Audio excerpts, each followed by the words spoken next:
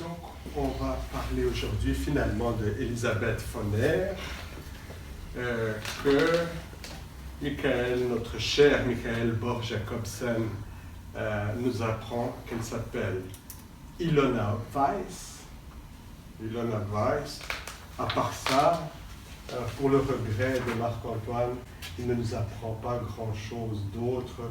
Il n'y a pas de grand mensonge de Freud, à part le fait qu'il n'a pas guéri Ilona Weiss, mais ça on est habitué. Même s'il dit à la fin qu'elle est guérie, n'est-ce pas? Mais lui, il va dire qu'elle s'est mariée, elle est devenue heureuse dans son mariage, et puis, mais elle a continué à avoir des douleurs, etc., à tel point qu'on dit qu'elle était hypochondriaque. Donc c'est la seule chose qu'on apprend de son histoire. Hein. Elle a eu, je pense, 3 enfants, et puis elle est décédée à l'âge de 77 ans d'une attaque cérébrale, quelque chose comme ça, une hémorragie cérébrale à 77 ans. Alors Marc-Antoine, quelques mots sur... Oui, un peu plus que quelques mots, mais je vais... Donc voilà, c'est un texte, moi j'ai trouvé, il fait une 40 pages, il suit pas à pas la démarche thérapeutique et le raisonnement psychopathologique de Freud, d'où le manque de synthèse, enfin c'est pas très synthétique, mais c'était un peu digressif, j'ai trouvé. Alors je vous en ai transmis un peu le résumé du texte, j'ai aussi inclus un peu, ramassé un peu certaines hypothèses qu'il fait, mais ce sera vite dit, plus que ça fait d'autres choses. Donc Elisabeth, c'est une jeune femme qui est adressée à Freud en raison de douleurs aux membres inférieurs et d'une abasie, donc un trouble de la marche. Freud explique qu'il prépare la cure psychologique avec l'aide du confrère adresseur en effectuant des massages, comme pour d'autres situations qu'il a présentées dans les études sur l'hystérie, et puis par une pharyngisation des muscles. Et puis ensuite, il applique la même méthode que pour Lucie. Donc, comme Freud n'obtient pas des résultats probants avec l'hypnose, et comme il part du principe que les malades connaissent sans le savoir la cause de leurs maux, Freud va les faire remémorer le vécu traumatique en usant en fait de l'association libre. Pour se remémorer, il dit voilà, couche par couche. La technique de mettre la main. Oui, couche par couche, comme le défouissement d'une ville ensevelie, et puis en utilisant le procédé par pression sur la tête, tout en leur enjoignant de lui faire part de tout ce qui surgirait de leurs pensées, afin de lever leur résistance. Alors voilà, Elisabeth Foner souffrait initialement d'une affection, ça vous me corrigez, mais il parle, il me semble, à un moment donné, d'une petite affection rhumatismale légère, me semble-t-il. C'est juste, bien, parce que je n'ai pas retrouvé en lisant. Et puis pour Freud, il l'explique à la fin, il considère ça comme le point initial des premiers troubles. Donc on voit, je trouve déjà qu'il est un peu dans de la théorie sur les séries complémentaires pour expliquer l'origine de la névrose. On voit ce côté un peu plurifactoriel qui est déjà un peu à l'œuvre dans son raisonnement. Et puis, donc, elle commence déjà à avoir des douleurs à une époque où elle s'occupait intensément de son père, gravement malade du cœur, jusqu'à sa mort. Elle va s'en occuper jusqu'à sa mort. Et puis Freud, voilà, j'ai repris un petit peu différents épisodes. Enfin, il y en a 2 importants. Il y a un épisode où son père est toujours vivant, et puis elle décide finalement de faire une sortie galante avec un homme qu'elle n'épousera pas finalement, mais qui est plutôt charmant. Et puis elle rentre de cette soirée galante, et puis son père présente une péjoration de ses problèmes de cœur. Alors voilà, il y a un premier conflit entre devoir de garde malade et désir érotique qui survient, et puis elle présente à ce moment-là un tableau de douleur, mais qui n'est pas floride. Donc c'est déjà un peu les prémices, en tout cas comme Freud le présente. Après le décès du père, la patiente va s'occuper de sa maman qui souffre d'une affection ophtalmique. Et puis, donc, elle sera l'infirmière, et puis elle tombera malade, Freud le dit, 2 ans après le décès du père. ça survient.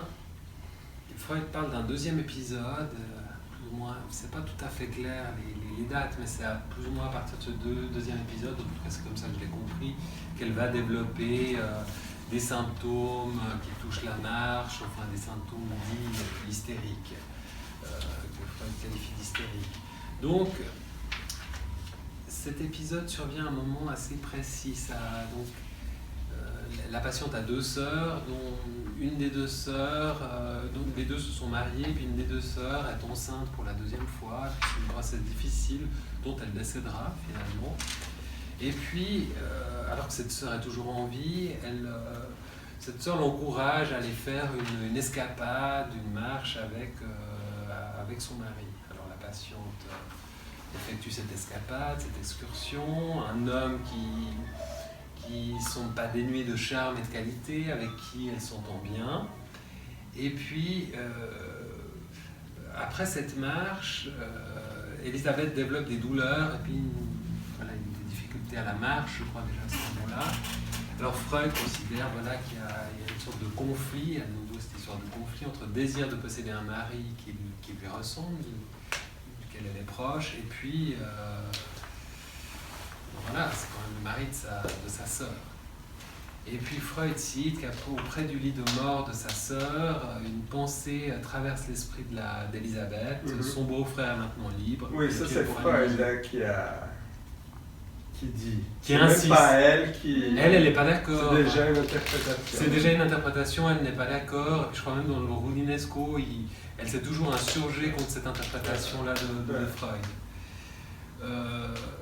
Et puis, même si la mère disait que tout le monde savait. Oui, depuis longtemps, mais ça c'est l'interprétation de Freud pour arriver à cette espèce de conflit moral et expliquer la conversion comme une manière d'oublier justement le conflit moral. Donc Elisabeth présente diverses douleurs, diverses sortes de douleurs et puis ce trouble commoteur.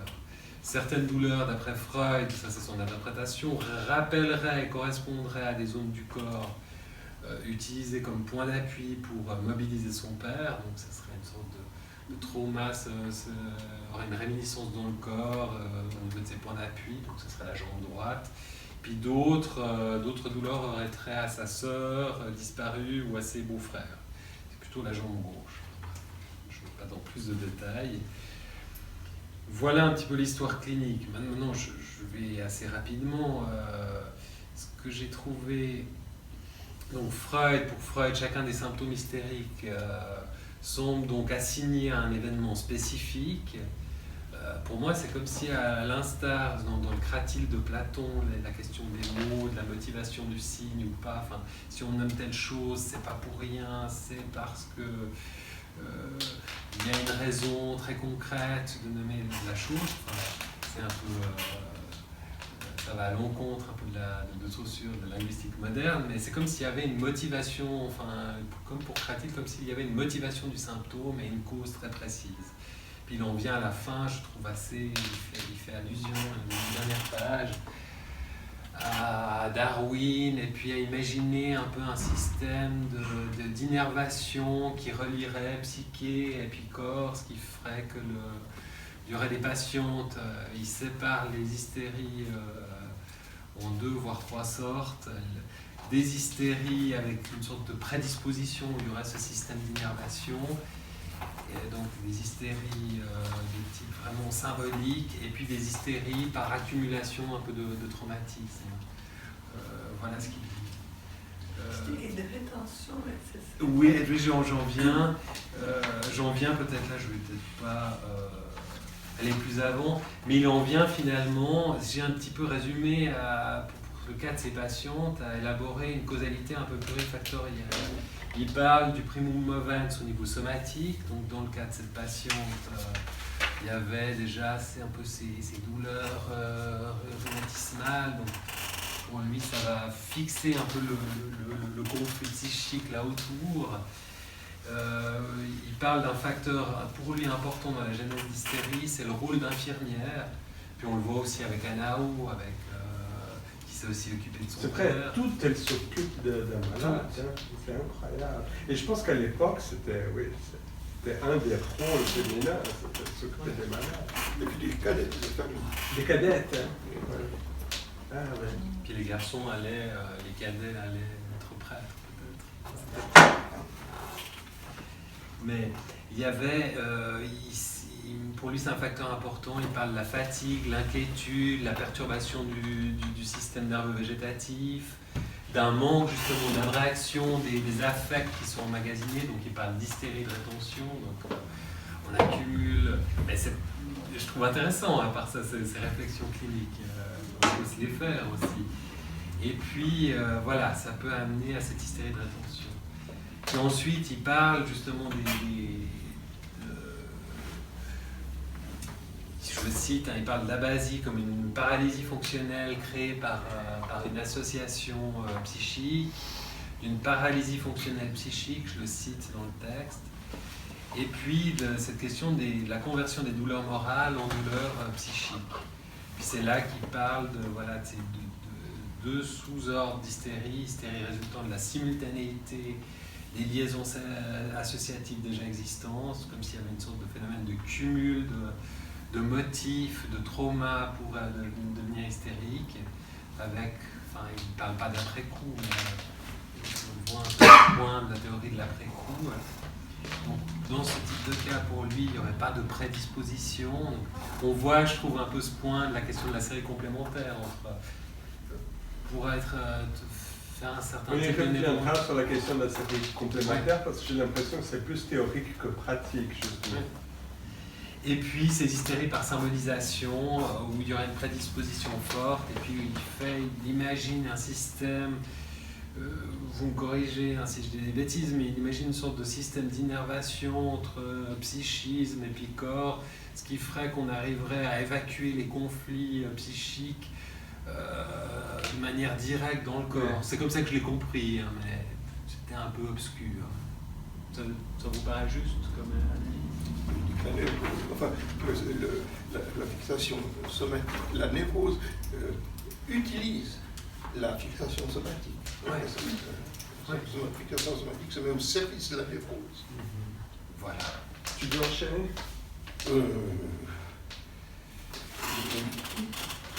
Oui. Qu'est-ce que tu as pensé de cet épisode où Freud met en rapport pour expliquer le point de fixation sur la jambe, du fait que lors d'un soin, Elisabeth doit bander la jambe du père, et le père pose sa jambe pour pouvoir avoir accès à la jambe, elle le met sur sa propre jambe. Et le bandage se fait à ce moment-là, et Freud fait l'hypothèse, enfin Freud avance l'idée que cette correspondance entre la jambe du père et la jambe d'Elisabeth va fixer, il ne dit pas dans l'après-coup, va engendrer quelque chose qui va là se fixer pour entraîner cette... Oui. C'est vrai qu'il y a implicitement une théorie de l'après-coup.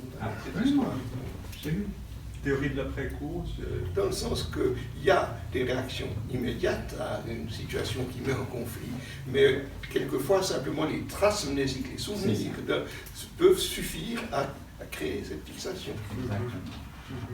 Oui, d'autant plus que dans un autre moment, il va chercher encore un moment antérieur où la douleur de la jambe a eu lieu, avant ce moment. Il cherche toujours, il trouve, n'est-ce pas, ce lien entre la douleur et le symbole, si on peut dire comme ça, mais il n'est pas satisfait, il veut quand même la première douleur de toutes, comme dans tous les autres cas, il cherche toujours le premier.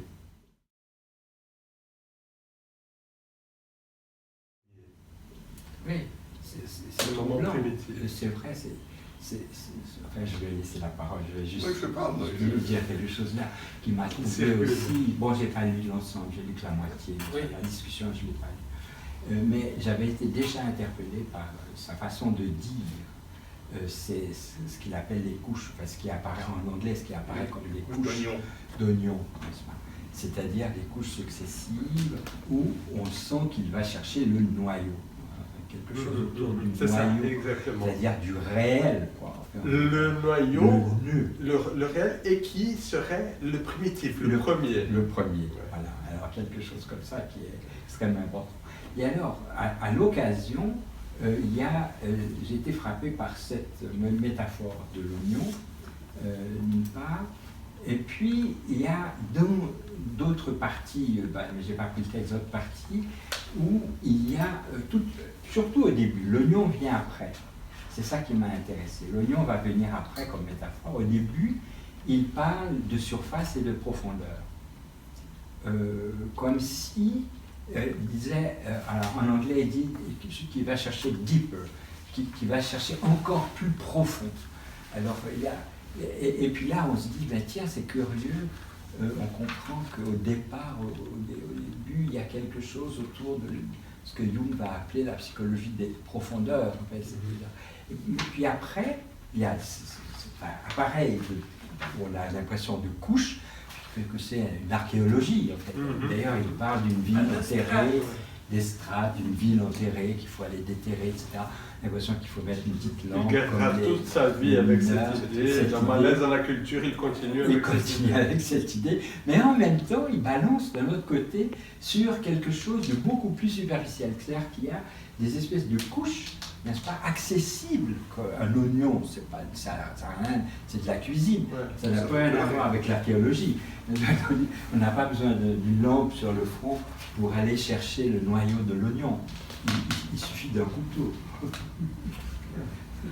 Donc, ce que je voulais dire, c'est qu'on voit là une espèce de bascule entre ce que j'allierais une espèce d'abus autour de la psychologie des profondeurs, qui aurait quelque chose dans le fond à aller chercher, et une autre perspective qui est beaucoup plus proche de la position lacanienne, en fait, c'est-à-dire beaucoup plus disons que les choses se trouvent à la surface, qu'il n'y a rien à aller chercher au fond, mais ça se trouverait plutôt à la surface. Et il y a, ça j'ai trouvé fascinant, on est en 1892, hein, c'est 95. Donc, comme si, à la fois, il y a tout en germe, presque une théorie de toute l'histoire de la psychanalyse. De toute l'histoire de la psychanalyse. C'est-à-dire, il y a l'après-coup en germe, il y a le signifiant qui est en germe, parce que cette métaphore de l'oignon, ça fait penser un peu à ça. En même temps, il y a ce que j'appellerais cet égarement du côté des profondeurs, enfin, comme si dans les profondeurs, il y avait quelque chose, que c'était une espèce d'analogie autour de l'archéos, enfin, de l'archéologie de l'ancien, etc. Voilà, c'est ça qui m'a... Mais il dit, au début, il parle du sens caché. Oui. Le sens caché n'est pas forcément en profondeur, donc il ne donne pas une espèce de topologie, mais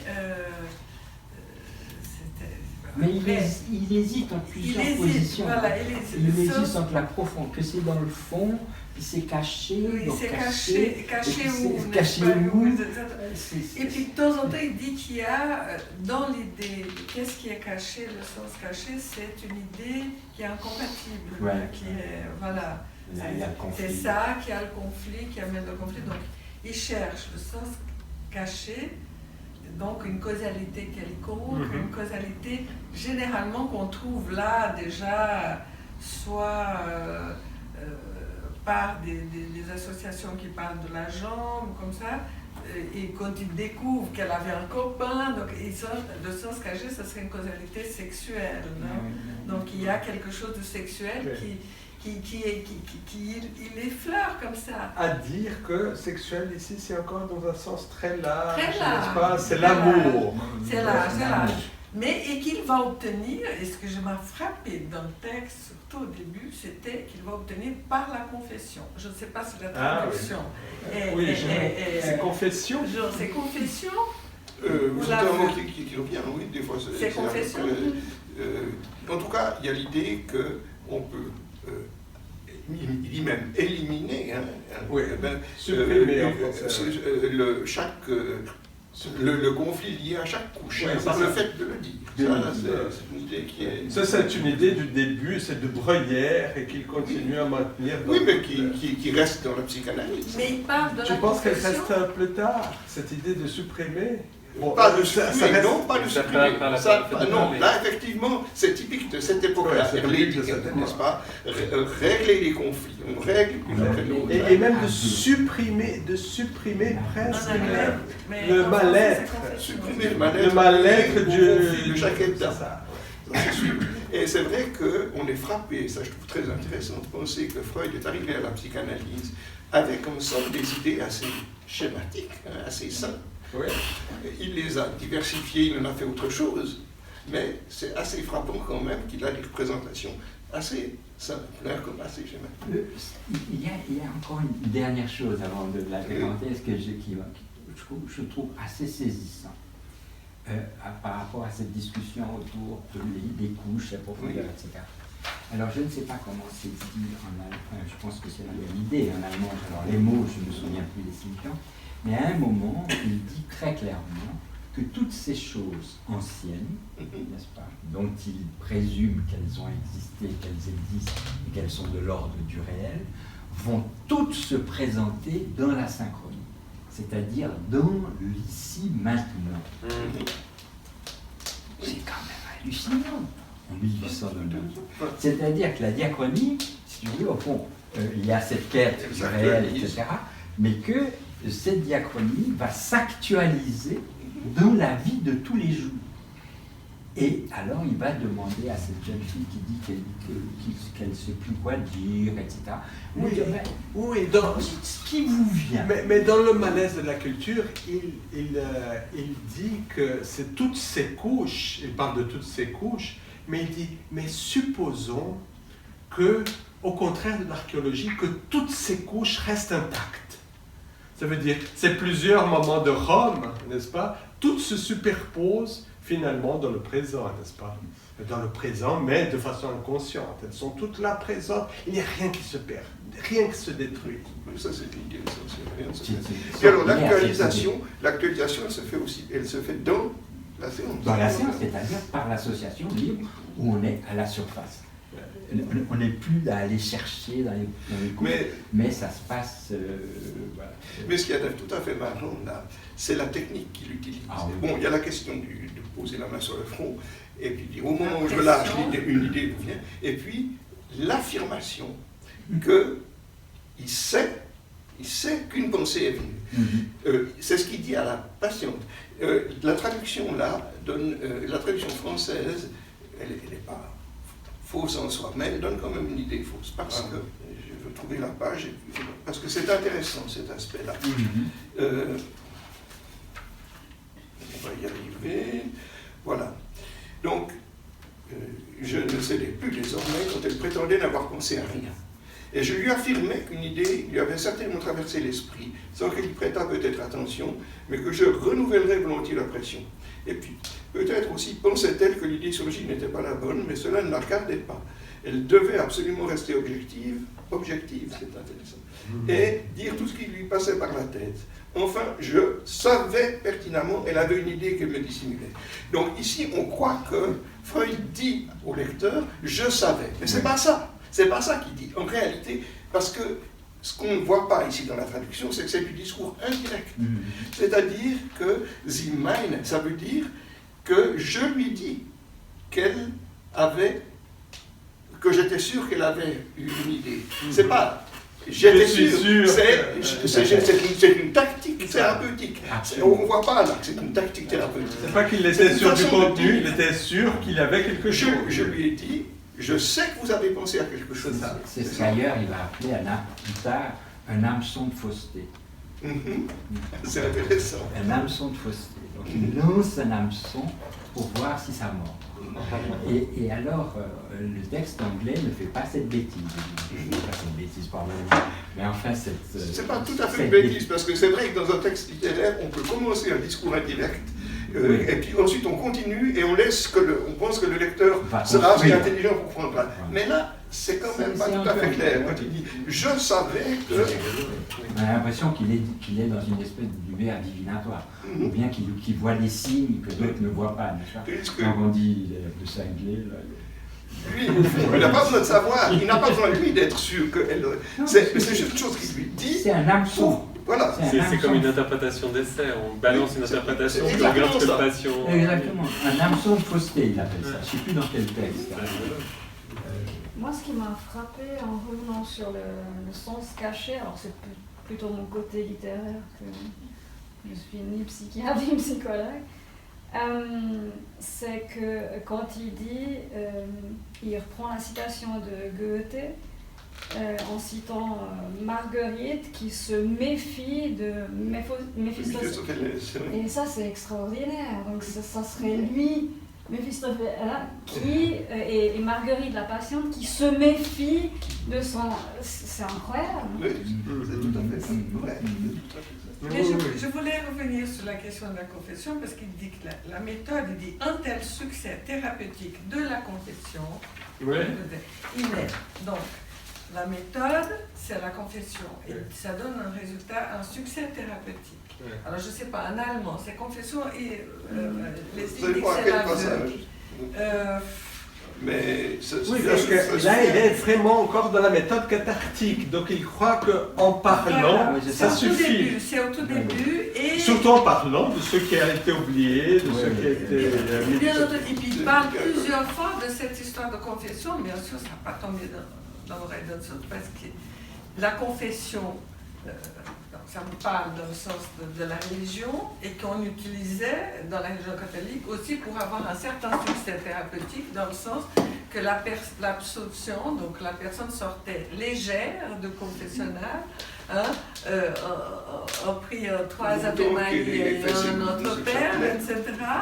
Voilà, et voilà. Mais s'il y avait déjà un succès thérapeutique de la confession, donc l'Église catholique savait ça. Et pourquoi lui, il utilise ce terme? Est-ce qu'il utilise ce terme en allemand ou... Parce que l'aveu, ça fait plutôt policier.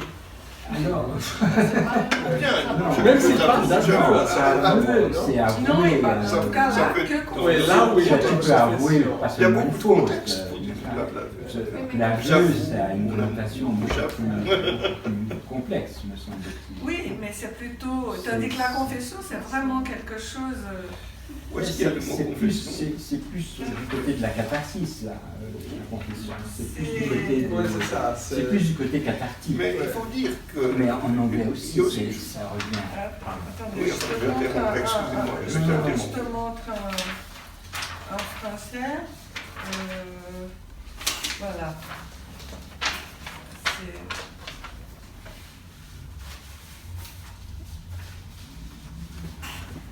Oui, c'est vrai. Ça, je crois que c'est une traduction correcte, mais je vais retrouver la confession de la patiente suscite d'abord une déception. C'est vers la fin du... Non, c'est au tout début. Ah, c'est au début. C'est au début, il est en train de parler. Toujours des premières séances, là.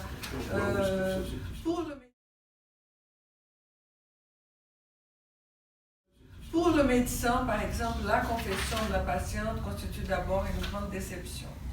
Donc, parce qu'il il était dans les essais d'hypnose, je crois, au tout début.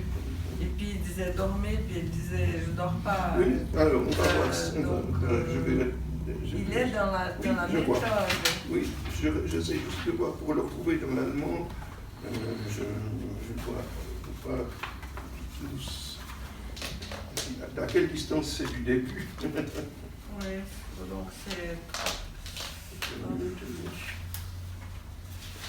Donc ça commence à 155, ça va pas à 165, donc une dizaine de pages. Mais le fait, c'est qu'il est en train de transformer sa méthode déjà maintenant. Il est encore dans la question cathartique, mais Oui. il commence légèrement déjà. Bon, déjà, il entre dans l'association libre parce qu'il ne fait plus d'hypnose à ce moment-là. Mais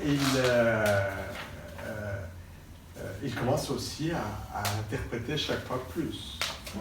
Oui, donc il cherche ce sens caché de la confession, pas la confession, hein, de la causalité sexuelle, au fond. Oui, là, il commence à introduire déjà, je pense que Avant, il avait la question du traumatisme, et peut-être ça c'est Oui. un grand changement. Il avait l'idée de traumatisme avant, et ici il perd un peu, il dissout la question du traumatisme dans la question des malheurs, des souffrances, et puis il y a un changement qui est plus important dans ça, c'est qu'il passe, le cachet n'est pas forcément le traumatisme, mais ça passe à être le refoulé. N'est-ce pas? Le refoulé, l'histoire de l'amour. Et lorsqu'il fait ce passage du traumatisme au refoulé, il y a une question qui est très importante, c'est qu'il passe du déplaisir, puisque ceux qui étaient cachés étaient de l'ordre du déplaisir, au plaisir caché. Ça veut dire le refoulé, c'est le caché. Donc les théologiens changent radicalement de valeur. Hein. C'était le déplaisir qui était oublié, n'est-ce pas forcément, c'était refoulé mais pas oublié. Et là, c'est le plaisir qui est oublié par refoulement. Mais je voudrais quand même dire que ce n'est pas tellement le mot refoulement qui vient dans ce texte. Il y a un autre mot qui prend plus d'importance, c'est Bewusstseinsspaltung, le clivage, non pas du moi, parce qu'il n'y a pas une élaboration du moi, mais le clivage de la conscience. Mais il y a un moment que dans la traduction, il utilise refoulement. Oui, ça vient à un moment. Ouais. À la fin. Mais qu'est-ce qui suscite ce clivage? C'est cette histoire de la révélation de la mort de sa sœur, devoir penser à ce moment-là qu'elle va lui prendre son mari, ça c'est pour elle. On comprend que c'est choquant et que ça la divise vraiment. Donc là, il me semble que la question de cette division est plus importante que la question de refoulement. Mais ce moment-là, si j'ai bien compris, c'est une interprétation de Freud, ça ne vient pas des mots de la patiente. Donc on est toujours en train de se demander, est-ce que c'est vrai ou pas? C'est une interprétation. C'est une interprétation. Elle est révoltée avec cette interprétation. Elle est révoltée, mais elle ne l'acceptera jamais, cette interprétation. Et sa mère accepte, mais elle pas. Oui, mais sa mère, ça montre quand même quelque chose que nous n'accepterons plus maintenant. Il a commis une indélicatesse vis-à-vis de sa patiente. D'abord, il fait venir la mère, et puis la patiente est exclue, et puis il dit à la mère ce qui s'est dit dans les séances, et puis alors la mère le rapporte à sa fille qui est révoltée, à juste titre. Mais les indélicatesses de Freud, on va les aligner au fur et à mesure qu'on verra les prochains cas cliniques. Avec Dora, c'est pire encore. Mais il a résolu le truc 2 mois après, ils étaient copains, c'est ce qu'il met dans le texte 2 mois après. Oui, au moment de la valse, Bob Jacobson dit que même... Il aimerait bien faire danser une valse avec elle, un truc comme ça. Non, il voulait la voir danser une valse. Et Bob Jacobson, il dit qu'à Vienne, même les névroses se terminent en valse. Une autre chose qui me frappe, alors, du point de vue de l'éthique thérapeutique, c'est-à-dire que à un moment donné, on voit bien qu'il se soucie pour la patiente de savoir, il voudrait bien savoir si elle a des chances d'avoir son titre. Alors que nous, on devrait s'occuper des mots, enfin de ce qui est dit dans la séance. Mais lui, il voudrait bien savoir si elle a quand même une chance d'avoir son gaillard. Mais je dirais même que Freud, il était tellement obnubilé dans ce cas par cette histoire d'amour qu'il a oublié un peu le traumatisme de la mort du père. Au début, tous les symptômes étaient liés au traumatisme de la mort du père, et puis soudain, on oublie cette histoire de la mort du père. Tout devient dans cet amour caché, et il se concentre sur ça. Et c'est de nouveau à l'épicrise qu'il va revenir un peu à la question du père aussi, il va nous rappeler que quand même ça existait. Excusez-moi, je peux quand même vous dire. Je désirais naturellement savoir aussi si la jeune fille pouvait espérer une réalisation de ses désirs. Parce que lui, il espérait quand même. Il doit imaginer un truc un peu résolutif, il doit imaginer que ça va résoudre toute la réponse. C'est un peu ce qu'il laisse entendre. C'est drôle. Que ça montre, me semble-t-il, ça montre aussi ce basculement qu'il a eu toujours, même après, avec Dora, ça sera encore pire, entre ce qu'on pourrait convenir d'appeler la réalité, c'est-à-dire le petit ami, il faut qu'il réalise, etc., et puis ce qu'il va amener bien plus tard, qui est la réalité psychique. Comme si il y a une espèce de mélange collé entre réalité et réalité psychique, d'où l'histoire de l'oignon, enfin du noyau réel, enfin du truc de réalité, c'est pas le réel, mais la réalité telle que, etc. Et puis ces deux choses circulent de manière assez mélangée. Mais pour rebondir par rapport à ce que tu dis, cette confusion un peu de niveau, à la fin, c'est très étrange. Enfin, ce qu'on lit, où il parle de, où il imagine que peut-être il y a des innervations, et que finalement le symbole, ça serait peut-être quelque chose de concret. Et puis je me dis, ouh là là, c'est pas très névrosé, ça, comme pensée. Et puis cette idée un peu d'une sorte de motivation du symptôme, je trouvais ça très étrange. Alors que finalement, moi ça me questionnait, est-ce que finalement c'est comme s'il inversait les causalités. C'est finalement les patients viennent nous voir pour des problèmes, et puis on construit des histoires qui permettent un peu de les faire tenir, et puis et on n'est pas en train de faire une enquête sur la réalité, mais au contraire de construire une fiction qui va aider le patient. Enfin, c'est comme s'il renverse complètement les choses. C'est ce qu'il appelle le choix du symptôme, n'est-ce pas, qu'il est obnubilé aussi par ça. Ça veut dire pourquoi tel patient fait une douleur aux jambes, l'autre pas, avec la même cause, pourquoi une hystérie par une obsession. Et ça, pendant toute sa vie, il reviendra à cette question du choix du symptôme, il vous donnera des explications différentes, et dans Inhibition, symptômes et angoisse, il dit « c'est énervant cette question que je n'ai jamais pu répondre ». Il donne des réponses, il change la réponse, et à un certain moment il dit « j'ai jamais pu répondre à ça ». Oui, mais dans chaque cas concret c'est différent. Et c'est là que je dis que la question de la série complémentaire, n'est-ce pas, c'est parce que il parle qu'il y a peut-être une prédisposition organique, mais dans la réalité, ça c'est que théorique la prédisposition. Dans la réalité, il laisse de côté la prédisposition organique. Et pour la question du choix de symptômes, il essaie de trouver un choix de symptômes qui soit purement développemental, purement de l'événement, et pas, il ne prend pas en considération la question de la c'est pas si clair, c'est pas si clair ce truc organique, hein, même dans la série complémentaire. Moi je crois même que c'est... Il parle de fixation, de libido, mais est-ce que c'est vraiment organique? Enfin, il parle de plusieurs choses. Il y a même un moment c'est pas si clair que ça. Où il fait comme ça, il oppose son raisonnement au raisonnement classique. Le raisonnement classique, le symptôme serait, il y a une prédisposition organique, n'est-ce pas, et une émotion qui finalement déclenche cette prédisposition. Tandis que dans le raisonnement freudien, la première chose, il laisse de côté le côté de prédisposition, et pour lui c'est purement l'association d'une souffrance psychique avec un événement significatif, comme par exemple, c'était dans l'autre cas, c'était l'odeur de brûlé. Donc, il y a une émotion, ça veut dire une souffrance même psychique liée au moment où elle sent le brûlé, ou dans le cas ici, c'est la douleur de la jambe. N'est-ce pas?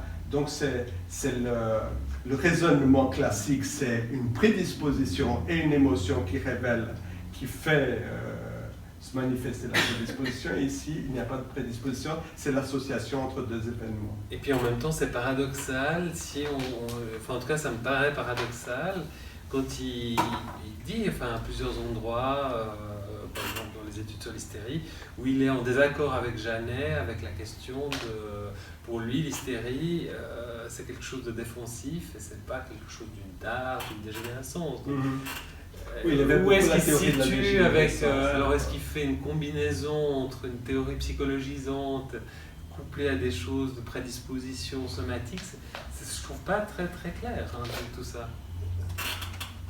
Non, ça vous paraît pas... Non, je ne vois pas. Moi, j'ai vu une petite contradiction où il critique en même temps les modèles de prédisposition avec cette histoire de dégénérescence, et puis d'un autre côté, il l'introduit quand même à un autre moment. Il dit que le conflit psychique utilise ces prédispositions. Je ne vois pas en quoi c'est problématique. Non, c'est-à-dire, on entend plus la question de l'après-coup, là, me semble-t-il, c'est à la récupération à travers les émotions et les événements, etc., la récupération de quelque chose qui est là mais de manière quasi insignifiante. Au départ, ça n'a pas très d'importance. J'aurais un corps au pied que ça ne ferait pas pousser des cris d'orfraie, n'est-ce pas? Mais je peux très très bien utiliser ce corps au pied dans les associations pour en faire une affaire d'État, oui. et puis me créer un corps malade. Oui, n'est-ce pas? Un corps qui devient... Ouais, moi je vois plus la question de la récupération par la névrose de quelque chose qui est là, mais de manière assez indifférente. Qui peut être indifférent. Qui peut être indifférent. Oui, c'est anodine, mais... ce n'est pas une prédisposition au sens qu'il y a quelque chose de là, comme une... Et dans la création du symptôme, justement, il y a quelque chose de créatif. Oui, c'est ça. C'est-à-dire qu'on qu'il va créer fait quelque chose, on peut même dire de l'art, à partir de quelque chose d'anodine. De rien, quoi, à partir d'une tâche. Au tout début, au début, la douleur, c'est pas vraiment une douleur, quand il a... C'est un chatouillement voluptueux. Oui, c'est ça. Ça reste déjà après. C'est l'interprétation qu'il fait du visage. Le visage, elle dit qu'elle est ravie de raconter cette... Voilà, mais alors là aussi, dans l'interprétation... D'ailleurs, il met ça même comme diagnostic différentiel. Lorsque dans la douleur, il y a un certain plaisir. Oui, et puis que la paralysation, les électrisations, il dit bien que c'est douloureux, mais il y a un certain plaisir. Elle jouit. Je n'osais pas le dire. Jouit. Je n'osais pas le dire. Mais c'est ce qu'il Donc il y a mais c'est le contraire, c'est lui qui dit ça. Mais à noter que dans ce texte, dans ce cas par rapport aux autres, il commence à cesser de parler un peu d'hystérie, il parle beaucoup plus de névrose que d'hystérie. Et lorsqu'il parle d'hystérie, c'est presque comme synonyme de symptômes somatiques d'origine psychogène.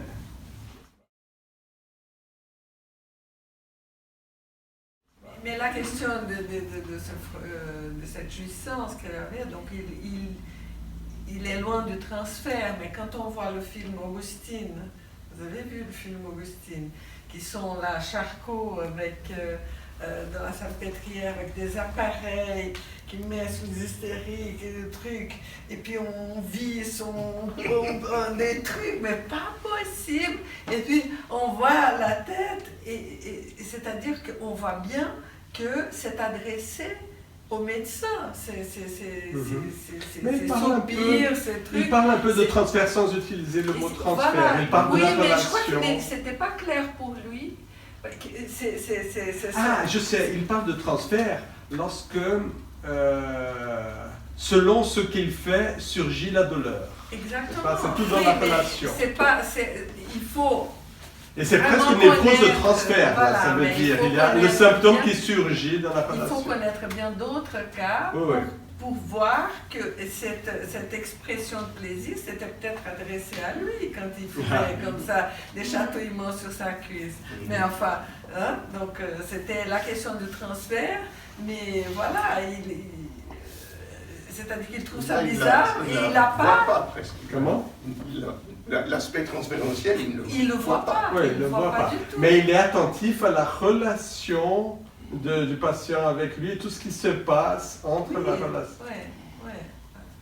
Je pense que la question de l'hypnose et de la pression, et c'est drôle quand il dit la pression, je fais de la pression mais rien n'est sorti, alors je refais de la pression. Et puis là, elle a dit oui, je vais recommencer. Je dis oui, beaucoup d'idées m'ont passé sur la tête. Donc elle voulait en finir. Je vous avoue tout ce que vous voulez. Et j'avoue, non, c'est la lampe, la lampe qui est sur l'eau. Oui, non. On est un peu dans cette situation. On va un passage à tabac. Et puis je veux juste signaler à propos de la question de cette hystérie, quelquefois où il dit que ça se joue sur des mots, ça se joue simplement sur des symboles, et il donne à la fin du texte, à la fin, c'est un exemple. Il dit que c'est presque drôle, c'est presque comique, je ne sais pas si vous vous rappelez. Or, dans la traduction, c'est incompréhensible parce que la traductrice n'a pas compris le texte de Freud. Parce que n'est-ce pas? Elle donne une explication à propos du mot auftreten, n'est-ce pas, la traduction? C'est pas clair du tout. C'est pas clair du tout. Et si vous avez compris, c'est que vous avez certainement compris faux, parce que c'est incompréhensible. Dans cette traduction-là, comment c'est... Parce que là, je renonce je veux toujours à juste lire dire en de quoi il français. s'agit, n'est-ce pas? C'est Il s'agit de difficile. cette personne qui travaillait dans l'hôtellerie et qui avait ce souci de la présentation, n'est-ce pas? Comment on se présente aux nouveaux clients qui arrivent, n'est-ce pas? Das rechte Auftreten. Or, le problème se pose, c'est un jeu de mots à propos du mot recht, mais ça n'apparaît pas ici. C'est pas à propos de Auftreten qui a le problème, c'est à propos du mot recht. Elle a mal au talon droit parce qu'elle se soucie du rechte Auftreten. C'est le mot recht qui est en cause, c'est pas le mot Auftreten. Et là, on ne peut pas le comprendre quand on dit ça. Mais ça dépend de la traduction. Peut-être que je pense que la traduction, Ouais, celle-là, elle tient en compte. Ah, peut-être. cette traduction, en principe, elle est meilleure que celle-ci. C'est-à-dire qu'elle n'est pas si mauvaise que ça, mais là, clairement, non seulement c'est pas une bonne traduction, mais là, la personne n'a pas compris le texte. Oui. Il disait que c'était des hallucinations. Oui, et- madame, oui, elle a eu des hallucinations. À l'appel, là. On va voir, je vais Une juste- névralgie faciale extrêmement violente. Oui, elle avait surtout une névralgie. Non, mais ça Ouais. s'appelle des Voilà, hallucinations. alors, voilà. Elle devait avoir des paralysies Oui. faciales. Cette pensée était également partagée par des médecins appelés en consultation à qui il avait été donné d'observer chaque accès. La névralgie était traitée par des méthodes usuelles, badigeonnage électrique, eau alcaline, laxatif, je trouvais ça incroyable, mais elle reste à chaque fois non influencée jusqu'à ce qu'elle voulût bien céder la place à un autre symptôme. Donc on a même donné des laxatifs et puis bien en effet d'après on a arraché ses dents, on l'a rassé, mais il y avait des racines qui restaient. Donc à la fin du paragraphe, dans l'intervalle, Oui, d'ailleurs, les elle dents- parle de la torture qu'ils Voilà. ont infligée. dans l'intervalle, les dents ne lui faisaient absolument pas mal. Un jour où faisait justement rage un nouvel accès, je fus amenée par la malade à entreprendre un traitement hypnotique. J'opposais un interdit très énergique aux douleurs et de ce moment-là, elles cessèrent. C'est pas une française, là. Je commençais alors à nourrir des doutes sur l'authenticité de cette névralgie. C'était Est-ce que drôle. c'est Non, mais l'authenticité, si ça cessait aussi c'est que ça. C'est l'obéissance, C'est parce c'est qu'il y bien. avait un problème. Donc, et puis, quoi, c'est qu'il dit qu'il hallucine. Non, c'est ailleurs qu'elle dit. Moi, elle a peut-être peur qu'il lui fasse une qui lui coupe la jambe, donc non, j'ai plus mal de peur. Non, mais c'est spécial. Non, elle hallucine. Il m'est arrivé, en particulier chez Madame Cécilie, elle de désentortiller les nœuds les plus compliqués. Mais où est-ce que c'est que c'est? Mais effectivement, il est question du fait que... Ah, voilà.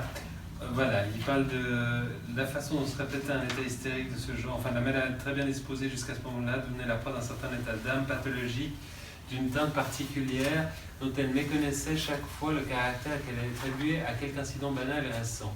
Ensuite, en même temps que l'humeur s'assombrissait, se succédaient des symptômes hystériques. Hallucinations, douleurs, crampes, longues déclamations. Finalement, surgissait un événement du passé qui expliquait l'état d'âme initial et puis pouvait avoir déterminé le symptôme actuel.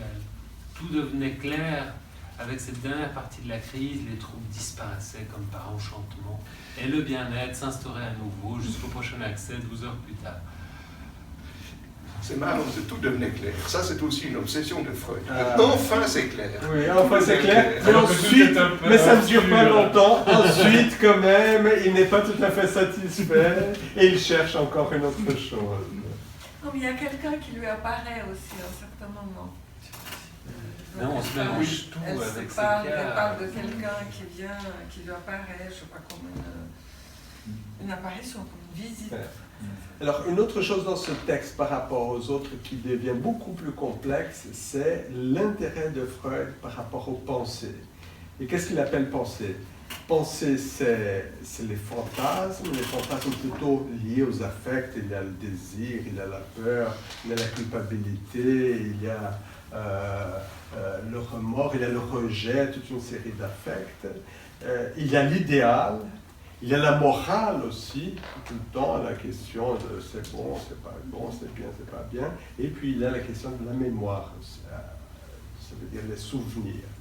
Donc, la pensée pour Freud, je pense que dans aucun autre texte sur les hystériques a été aussi complexe. Et là, de nouveau, on voit comment ça va se dédoubler plus tard, là, pas seulement chez Freud, mais dans toute l'histoire de la psychanalyse. C'est ce rapport entre la pensée et puis les symptômes, entre les fantasmes et les symptômes. Et du point de vue littéraire?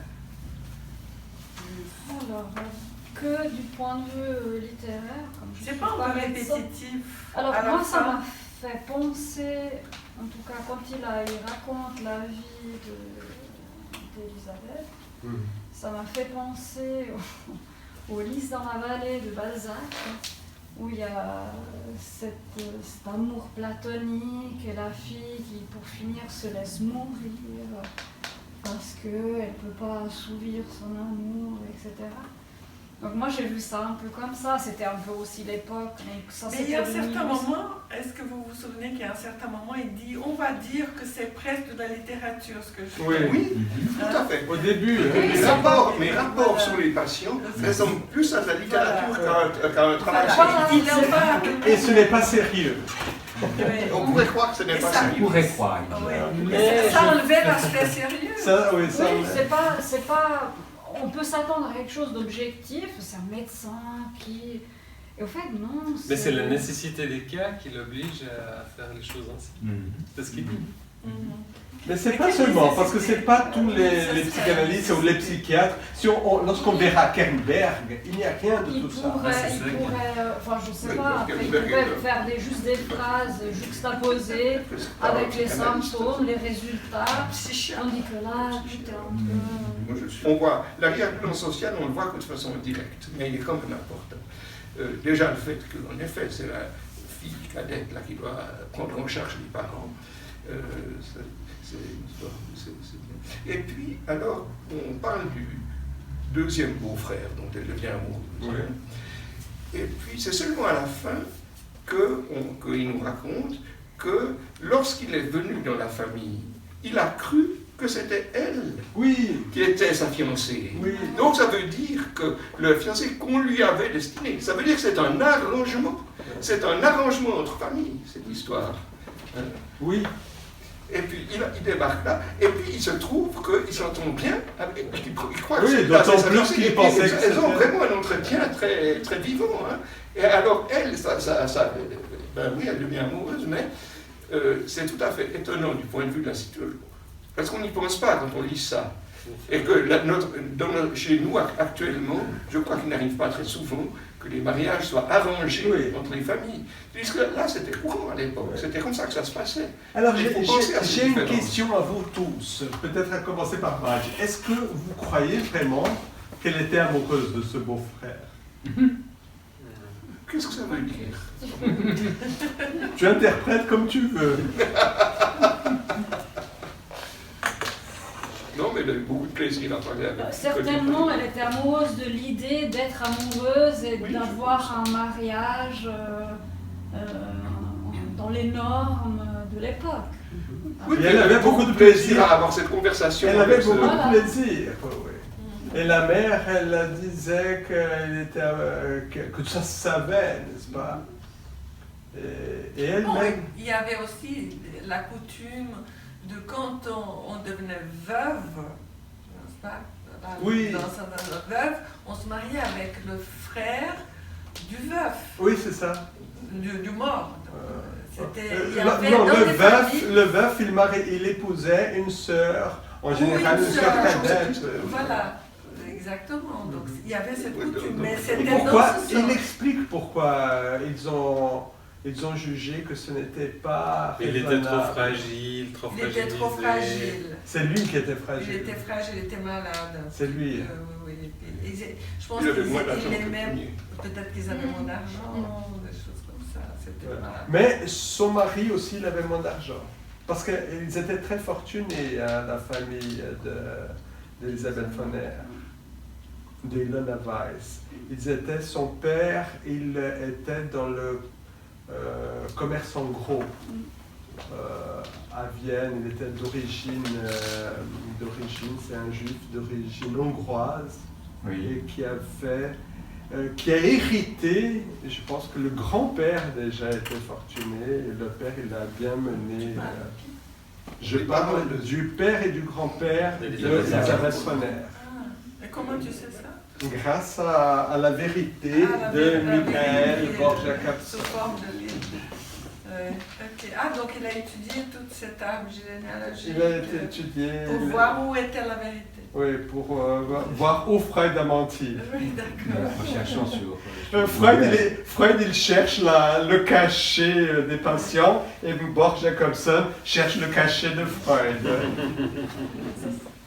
Cette méprise dont parle Jean Schmitt par rapport au fait que le jeune homme vient à la maison et on croit qu'on lui a réservé telle personne, puis en fait il y a une méprise et puis il s'aperçoit que c'est quelqu'un d'autre. Ça rappelle, peut-être que vous connaissez ce superbe film mexicain qui s'appelle Les épices de la passion, qu'on a traduit malheureusement en français con agua y chocolate. Como agua para el chocolate. Et c'est au fond, cette coutume est complètement explicitée dans le film où la mère dit, lorsque le jeune homme vient pour chercher cette jeune femme, il lui dit, il n'est pas question que je vous la donne en mariage parce que la cadette est tenue de s'occuper de sa mère qui est veuve. Etc. Et puis la mère dit à ce jeune homme qui languit d'amour pour cette jeune femme, il dit, mais en revanche, je peux vous proposer quelqu'un d'autre, qu'elle a une sœur. C'est la même chose que Mozart a connu. Il était amoureux d'une des sœurs. Mozart, il a épousé une des sœurs Weber alors qu'il était amoureux de l'autre. Je ne connais pas la biographie de Mozart. Une drôle d'époque. C'est une époque magnifique. Ouais, ok. Où le malentendu était officiel. Ouais. Alors, merci. Merci à tous.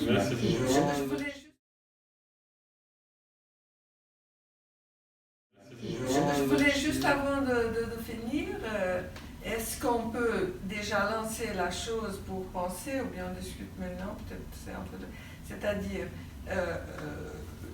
ma préoccupation c'est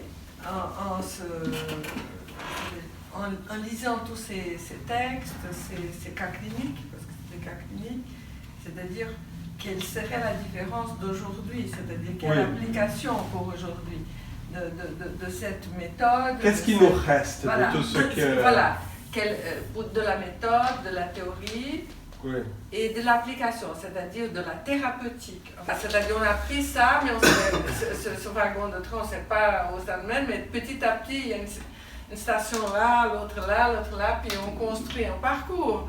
Mais c'est... J'avoue, moi non plus, j'étais pas...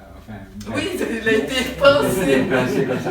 Mais en réalité, j'ai été convoqué à lire le texte, que j'ai commencé à faire, mais je ne suis pas arrivé jusqu'au bout. Mais ça m'a frappé en le lisant que cette activité dont tu parles, c'est-à-dire l'élaboration de la pratique, telle que Freud l'envisageait à ce moment-là, quand on lit ça, on est automatiquement renvoyé à notre propre élaboration de la pratique. C'est ça. Qu'est-ce que, au fond, là, par exemple, il rate pas, mais il met, on sent le signifiant en germe.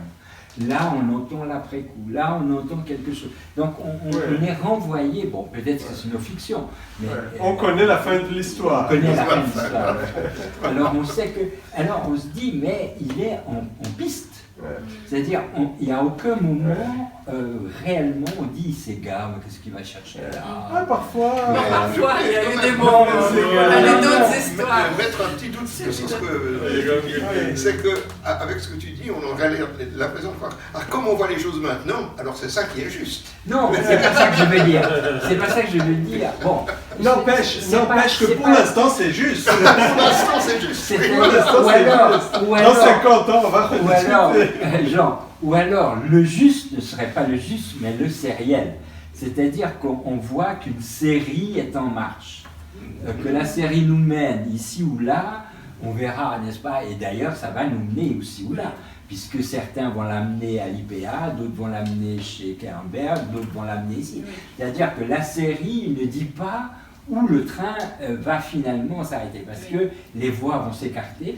Et ce serait ça qui me paraîtrait intéressant, c'est-à-dire d'essayer de saisir comment, au fond, cette série s'articule de telle manière qu'elle va offrir une gare de triage. Mais mon but, c'est basé sur ça, parce que beaucoup de choses, beaucoup d'ouvrages ont été faits sur ces écrits de Freud, sur etc. Mais la question de la pratique, et telle qu'elle est appliquée aujourd'hui, c'est ça qui m'intéresserait, parce que selon Renato, il a cherché beaucoup des historiens de la pratique, il n'a rien trouvé. Il a trouvé l'histoire de la psychanalyse, mais il n'y a aucune histoire de la pratique. Ce que je trouve intéressant, c'est ce dont tu parlais, ce détachement de la réalité et de la réalité psychique. Je crois que ça, c'est très intéressant, parce que, justement, là, on le voit impliqué, de savoir, est-ce qu'elle a des chances, n'est-ce pas? Ça, il est dans la réalité. Mais à un moment donné, c'est autre chose. À un moment donné, il ne s'agit plus de ce qui se dit dans la séance. Donc c'est tout autre chose, la perspective est changée. Il y a une espèce de balancement permanent. Ça, c'est très intéressant. Et qu'est-ce que ça a donné, alors par rapport à ce que tu dis dans le sens d'une série, alors on voit cette espèce de vacillement entre réalité et réel. Alors l'interrogation autour de la pratique, de se dire, mais alors qu'est-ce que ça a donné en fait? Comment ça a évolué? Comment nous pratiquons aujourd'hui déjà? Donc chacun et on constate que cette problématique est encore tout à fait actuelle et qu'on a, disons, des formes d'éthique, c'est-à-dire des manières de marcher qui sont du côté de ce qui est convenu d'appeler la réalité, au mépris de la réalité psychique. Et puis là, ça implique le désir du thérapeute. Là, Freud montre qu'il désire que son mariage puisse s'allonger. Absolument. Oui, ça c'est très important, la question, et je dirais pas seulement le désir, mais le désir, oui, clinique même, du thérapeute, de l'analyste, qui n'est presque jamais explicite, dans presque aucun cas, dans presque aucun traitement, et je ne sais pas dans quelle mesure les analystes ou les thérapeutes, ils le disent à eux-mêmes. Ça veut dire, j'aurais voulu que ça arrive ceci ou que ça arrive cela. Ça veut dire, quel serait finalement le... C'est-à-dire qu'est-ce qu'il souhaite pour le patient? Mais comment est-ce qu'elle va mourir, cette mère? On pourrait dire que là,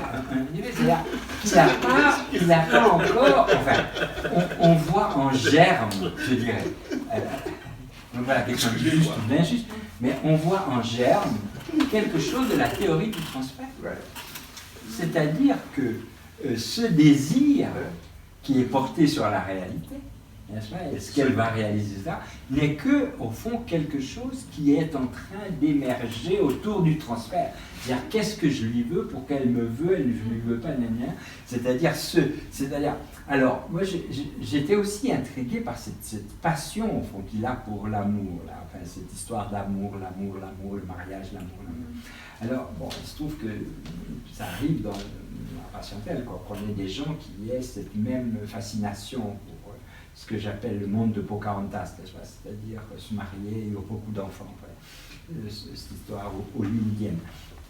Et on se dit, mais est-ce que finalement l'amour dont il parle n'est pas les germes, mais mis dans la réalité, de ce qui va devenir le transfert? Oui, ça va se dégager. Ça va se dégager. Et à un moment donné, lorsqu'il va parler du transfert, il va dire, mais enfin, ce qu'on appelle l'amour mondain et le transfert, quel est le rapport entre les deux dans le texte On Transference, à propos du transfert. Alors en allemand, je ne sais pas comment on dit, je ne me rappelle plus comment on dit transfert en allemand. Vider, machin. Bref. Bien voir. C'est Übertragung. Hubert, voilà. C'est Hubert. C'est Hubert. On va manger. Hubert Eats. Non, on va pas manger. On va manger ici, on a un pique-nique. On va manger ici. Bon. Oui, alors... Alors, prochaine fois, Dora? C'est Daisy, c'est toi qui... Non, moi c'est Lolo et puis ça sera l'année prochaine. Ah. Oui. Non. Prochaine fois, c'est Dora. Ensuite, c'est Mais il faut être plusieurs pour Dora. Petit À Hans. mon avis, parce que c'est trop Nous long. sommes 6 pour Dora. Bon, mais alors si c'est une armée, ça va. Pour attaquer Dora, il faut une armée. Et Dora, il y a les commentaires de Dora qui sont... Ah oui, Ah oui, oui. il y en a beaucoup de Ah commentaires. oui, oui. Justement, l'homme au loup, il me faut 6 mois pour travailler parce qu'il y a tellement d'écrits. Donc, d'abord L'homme Dora, au loup. puis ensuite Petit Hans, puis ensuite... comment s'appelle-t-il, l'obsessionnel? L'homme au rat. L'homme au rat. Puis ensuite Schreiber, puis ensuite l'homme au loup, et finalement le jeune homosexuel. Donc Ok. on a 6 séances devant nous, 6 mois devant nous. Là on arrête Freud et puis ensuite on commence, on revient en arrière pour faire les contemporains de Freud, ça veut dire les collaborateurs de Freud, ça veut dire Jung, Sabina Spielrein, Ferenczi. Abraham, Ferenczi et Binswanger. Ok. Et là, on termine cette première période pour ensuite entrer en Angleterre et en France. Ah, Donc le livre sera écrit dans 10 ans. Donc on a tout le temps de changer d'idée.